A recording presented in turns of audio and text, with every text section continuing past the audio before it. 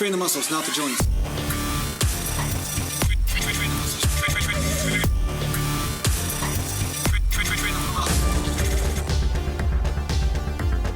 Welcome back to Natural Bodybuilding Mountain. And today I couldn't think for the life of me of what I wanted to talk about. I was not inspired about anything. You know, I was like, okay, what subject would lend weight to a video? And yesterday I set up my video camera and, you know, I sat and I thought, nothing came. But today I was just training, and as I was training, something did come to me. And it came to me through just playing around in the gym, like I've talked about with you guys lots of times. Sometimes it's good to work out, but just play around a little bit with the weights. Just go by feel. Let the body teach you what it wants instead of you projecting what it should want, right? You know, all of us want to project on the body that we should be squatting 700 pounds for reps and repping out 500 pounds on the bench. But you know, the reality is if you go into the gym and try to do that, you might crush yourself. So we know that there is a certain amount of listening to the information that comes from the body that comes into your decision-making process.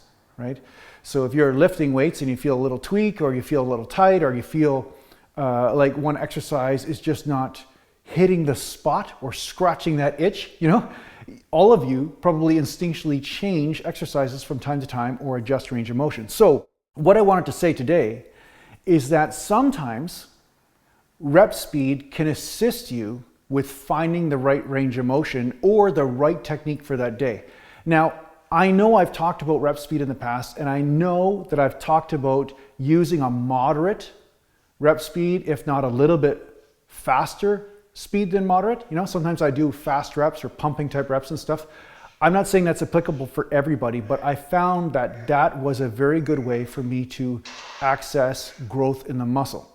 When I started to slow down the reps specifically all the time, I started to flatten out and lose muscle because of various reasons.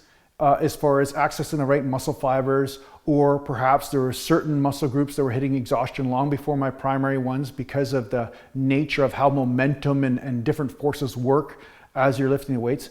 But that aside, there is a time and place for slow reps. One time is if you find that slow reps help you grow. Because some people respond well to slower reps as opposed to faster reps, and I highly encourage these people to use slow reps if that's what they're getting the best result from. But one example in which I use slow reps is sometimes when I'm just trying to rehabilitate an area.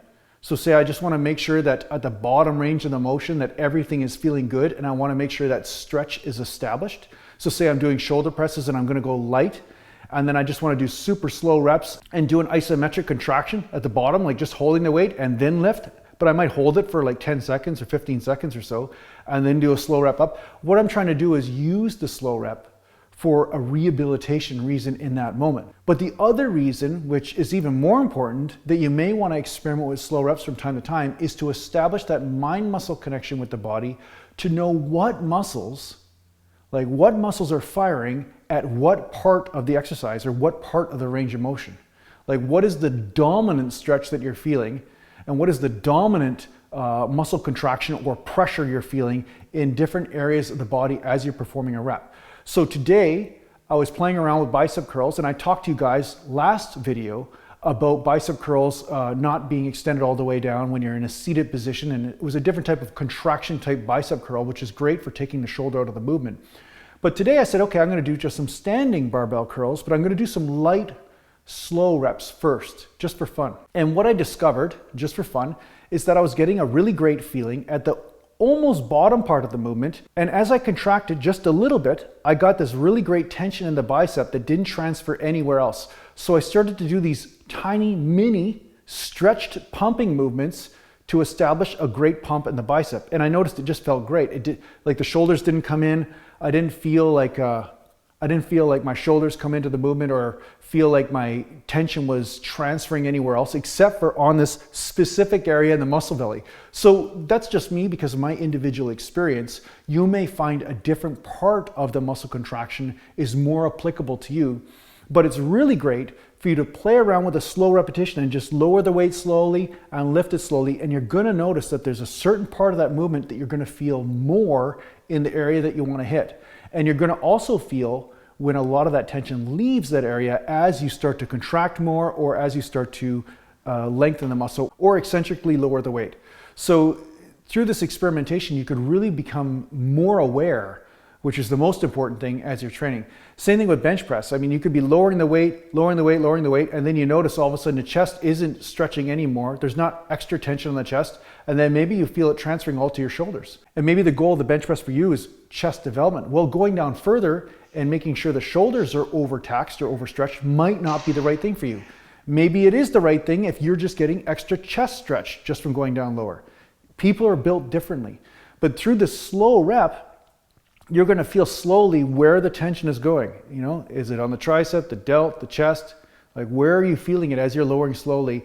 And then as you contract, where are you feeling it? And then where does that tension leave? Like, when does it leave? Like, does it leave at the top, or does it leave at midway? Or like, where are you noticing the forces play out? And by experimenting with slow reps, you can really get a better understanding of how to strategically train in order to really blast certain areas. So this is a way that I use slow reps from time to time just to get recalibrated with what's going on in my body in that given day. And this is the last point. Sometimes you'll notice that certain ranges of motion work better than others. And sometimes you'll notice based on where you're tight and where you're loose, or what muscles are sore from the day before and stuff, you may notice that the range of motion differs slightly for what's most effective for you that day too. So you can make adjustments accordingly. So yeah, that's all I have to say about that today. That's what I wanted to share with you. And yeah, happy experimentation with your natural bodybuilding training. If you need to get a hold of me, just go to naturalbodybuilding.com, and you can reach me on Patreon. And thanks to these guys for supporting this channel. And on Patreon, I have a podcast every week. And for those that are at second tier donations and up, which is about $5 US per month, you get access to the Natural Bodybuilding podcast. Mountain. So if I don't see you on Patreon, I'll see you in the next video.